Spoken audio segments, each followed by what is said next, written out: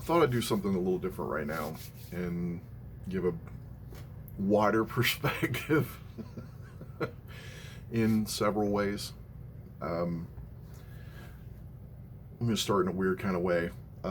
Back in November, I was watching a channel of a luthier, a guy that builds guitars in the UK.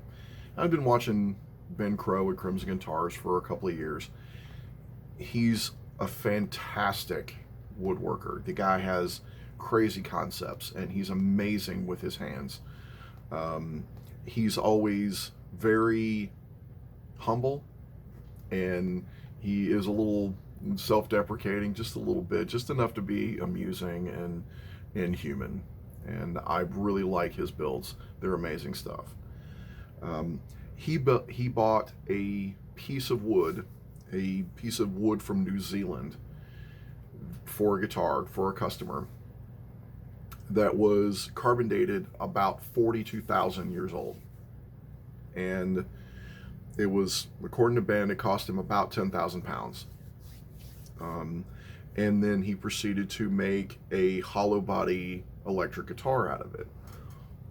Well, when the first thing he did was start routing out, or as they say, hogging out a third of the wood of a piece of 42,000-year-old wood, I got triggered.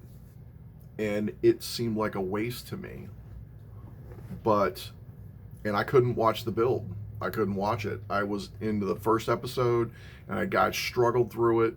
And then by the time he started hogging that wood out, right at the beginning of the second, I was done. I was out. I couldn't watch it. And I couldn't watch anything else on his channel because at the time, that was the long build that he was doing. He had already finished some other stuff, and I'd already watched that. That's usually what I do. I watch the longer build things that he does. Usually, over a couple of months, an episode a week, or 2 episodes a week sometimes. And it seemed like a waste, but that's his choice. That's his energy and what he wanted to do.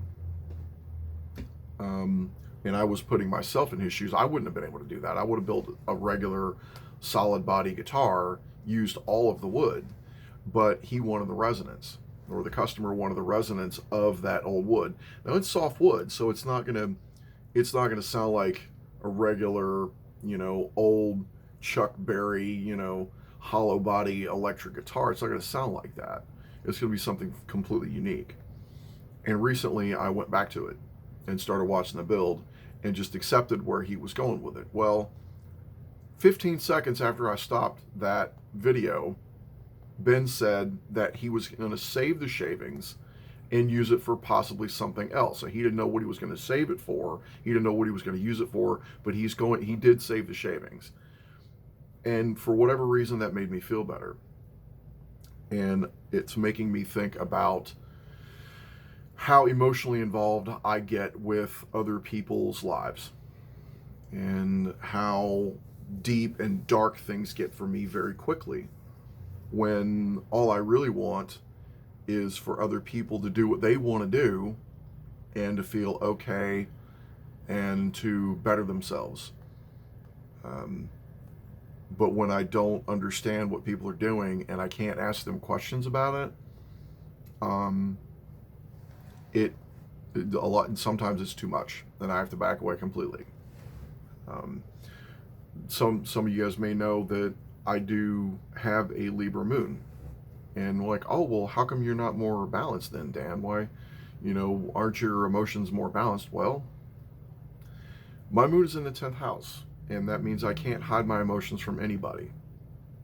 And the people that see those more often, I have blown up in public before, a number of times in my life, and it was not things about what was going on in public. It was typically something about work or something about my private life.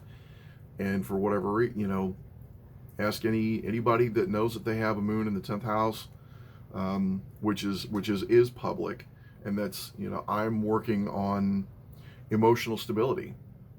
All right, 10th house is also the thing that you're trying to create in your life for you. And that moon for me is also only 3 degrees off of Uranus, which is the ruler of Aquarius. And when I am not grounded in Saturn, when I am not stable, and my Saturn is in Cancer. So both of the rulers of Aquarius for me are about the moon, or about Cancer, or about my emotions. So Aquarius for me is very emotional. Always has been. It's also I'm very intuitive with things. I was very intuitive when I did electronics when I was in the military. But that moon, when I'm not grounded, it rattles me around.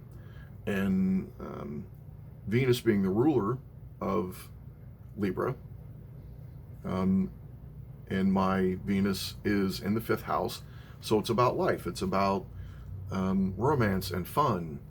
And when things get publicly erratic for me, or my emotions get erratic for one reason or another, the first thing that stops is my life.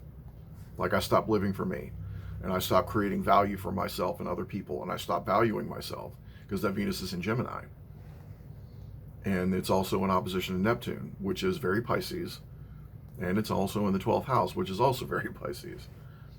So my emotions bottom out very quickly. If I'm ungrounded and something happens that's erratic and I don't know how to deal with it, I very quickly plunge into the depths and I spiral down. Not nearly as bad as I used to.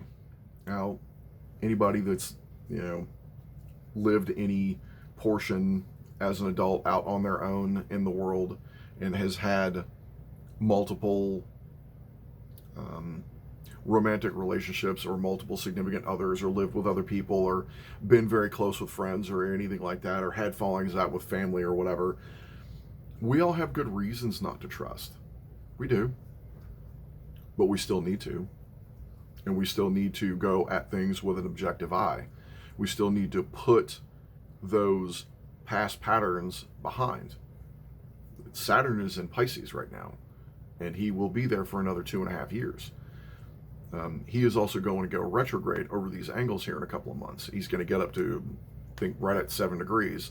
He's just at 4 right now. So he's going to go half again this distance and then back all the way up to 0.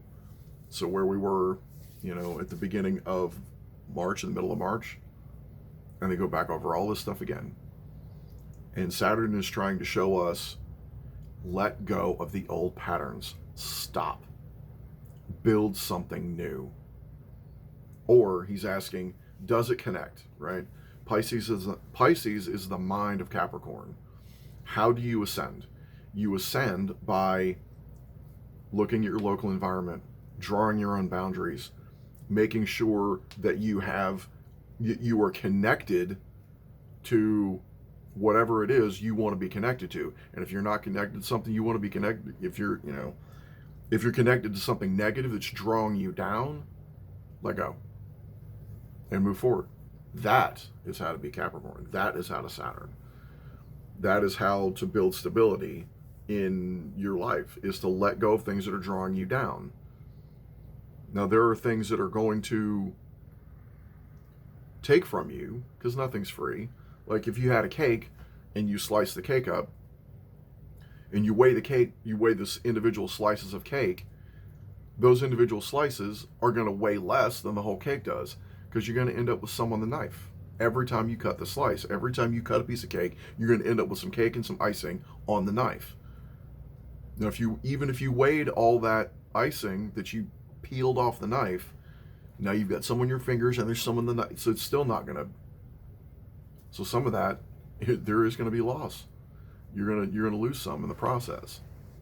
But how much are you losing? Or how much are you gaining? Are you connecting with what you need to connect with, and connecting with what your spirit wants you to connect with? Or are you getting upset because somebody else is building guitar in a way that you wouldn't build it? That's been a thing for me. I get emotionally invested in those things. Saturn and Cancer in the 7th house. It's my emotional balance. It's my balance for me. Not the way I balance my relationships with everybody else. I mean, that is, but it's still about me. And my 7th house starts in Gemini. So I have to think about it. I have to use my emotional intelligence, and that's also Moon Uranus. It's emotional intelligence creating fairness and balance and justice and stability. And I have to do that for me. So I don't know whether it's for me or for you guys, but I guess, looking into what I have been trying to do, and um, and how I've been trying to sort things out and give good astrological content and talk about things that are relevant and give people an insight into how things operate for them so that they can have better relationships with themselves, better balance, better stability, understand where their emotions are going, figure out where the world is, know how to better interact with their friends. I mean, Pluto's in Aquarius now. That's very different energy. Pluto's a ruler of Scorpio. Scorpio and Aquarius, they are fixed energy. One is fixed water, one is fixed air. But fixed water, that's emotional depth. Fixed air, there is no emotion in Aquarius. It's not there. Inherently, it's not there. It can be. It can be worked on. You can be in parallel. Mind and emotion can be in parallel. You can look at it that way. Or you and anything else, either above or below. Because Uranus rules the heavens. He is he's the father of the heavens, and was cast down by Saturn, by Kronos, the father of time and judgment and control and power and authority. So are you creating authority for yourself? Are you creating balance? Are you creating justice? Are you creating equality in yourself? It doesn't matter whether anybody else is doing that or not. That's Pluto. That's Scorpio. Oh, they're not doing it. It doesn't matter. Are you? How do you feel about it? And again, all of this goes back to values and our wounds. Because Sun's on Chiron, that full moon that was hours ago, almost, a little over 12 hours ago, it had me rattled. Still got me a little rattled. I had problems eating this morning. That's usually not a thing. I get up in the morning, I have a cup of coffee or drink some water, and I make myself breakfast, and, sometimes before or after the video that I send out to everybody, so that I'm level, so that I'm tapped in, so that I know what's going on. And I greatly appreciate anybody that takes the time to watch any of this stuff, because I try to, my 12th house, my divine service is Sagittarius, is my experiences. It is my experiences with the divine and how to connect, because my Jupiter is in Pisces. So there's more 12th house energy for me. So I have to give. I have to tap in. I have to connect. I have to draw my boundaries. And then I have to find where similar energies are. And if people do not want to connect with me where I am at, whether it's on Facebook or YouTube or TikTok or whatever, whether it's there or whether it's in meat space, real life, I have to let that go. And if they do want to connect, that does create magic. That's where the magic comes in. And again, I guess before I close here, Saturn in Pisces is magic at the last minute. Saturn makes you wait. He is a waiting energy. He's like, patience, hold on. Like that Oasis song, stop crying your heart out. Hold on, don't be scared. So, I think I might have to listen to that again, or if you guys know the song, I'm sure those brothers, some intense stuff. So, and these are intense energies, and they're gonna stay intense. They're gonna stay crazy. The world of 2019 is gone, and that's not coming back. So, you gotta draw a line in the sand, draw a circle around yourself, create your world, draw your boundaries, and hold to them, and you're going to have to interact with others to figure out where those boundaries really need to be. And you're going to find out that some of them are too far away from you and some of them are too close. And you're always going to be redrawing them. Because it's Pisces, it's mutable. So it's going to keep moving back and forth. In Venus, that energy that rules Taurus and Libra both, she's essentially a mutable energy. She's like, okay, well, where am I getting stuff? And that circle, that's where the magic comes through. It comes up and through and grounds. So draw your boundaries and make sure that your values are your values, even if you've adopted them from somewhere else. And make sure they fit with you and make sure they work. And then everything that I talked about earlier is going to go okay. So thanks again, and I hope your day is going well.